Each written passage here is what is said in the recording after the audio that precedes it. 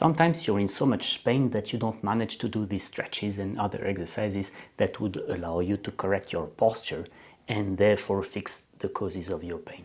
So you need something in between at a symptomatic level. Showing you what you should do is the goal of this video. The toolbox that I will describe will also help you prevent an exponential aggravation of the pain if you use it adequately when you hurt yourself, for example, when you do something stupid and block your back. Welcome, I'm Olivier Girard, ergonomist, posture therapist, author of the Posture Manual and creator of the Posture Academy. The underlying idea is actually fairly simple. You really need to understand that there are two things you need to do. Number one is act fast. Fast in my world means within 15 minutes, i.e. go to the physical therapist next week is not fast enough. Number two, you need to act frequently. Frequently in my world is at least every 2 hours. And that means that you will need to develop a set of tools that will allow you to do something to your symptoms, whether you're at home, at work, in your car or in the public transports and on holidays / on travel. What is in this toolbox? There are basically 4 or 5 things that we could put there.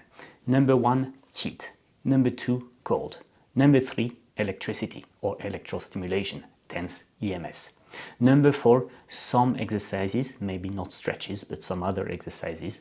Number 5, massage, but careful with massage because, if it's done wrongly, it can cause more harm than good.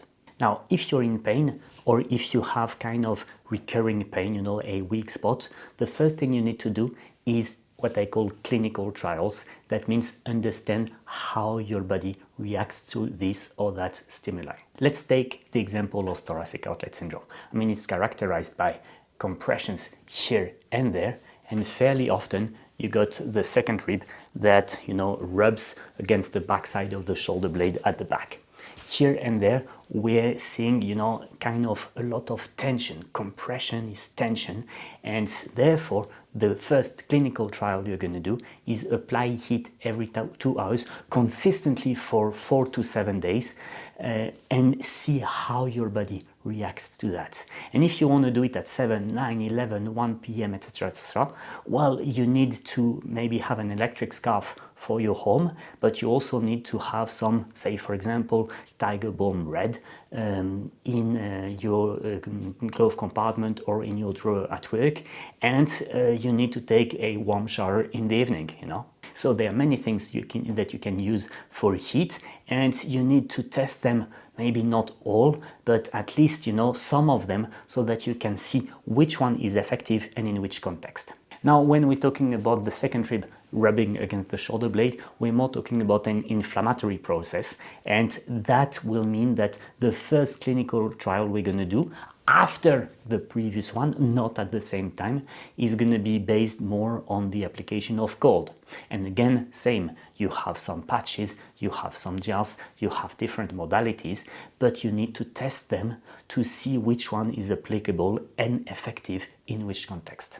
The idea behind the clinical test is that you focus on one thing at a time. When we're in pain, it tends to be a firework of solutions, and then we lose track of what has been effective, what has not been effective. So, we really need to focus for a week on one thing only, understand what it does, write it down. Write it down, for example, using the 3-box system that you can find as a free download on my website, and you write down what you can do in the different contexts that characterize your life. So, cut a long story short, you need to act fast, you need to act frequently, and you need to act consistently in terms of clinical trials so that you understand how your body works and what it needs when.